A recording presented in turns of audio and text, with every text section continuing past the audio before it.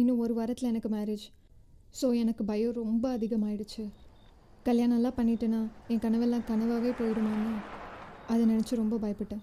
ஏங்க ஒரு நிமிஷம், ஃபில்ம் மேக்கர் ஆகணும்னு சொல்கிறீங்க, காலேஜில் நிறைய ஷார்ட் ஃபிலிம் பண்ணிங்கன்னு சொல்கிறீங்க. இது வரைக்கும் ஏதாவது ஒரு ப்ரொடக்ஷன் கம்பெனியில் கூட போய் உங்கள் ஸ்டோரி சொன்னதில்லை? இது வரைக்கும் நான் ஏறி இறங்காத ப்ரொடக்ஷன் கம்பெனியே இல்லை.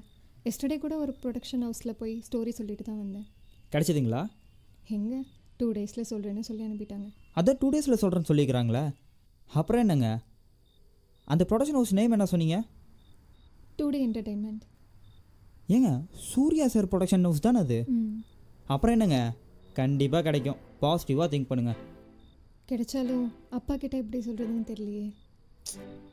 அட என்னங்க, இன்னும் குழந்த மாதிரி அப்பா கிட்ட சொல்கிறதுக்கெலாம் பயந்துட்டுருக்கீங்க. நான் ஒன்று சொல்லட்டுமா?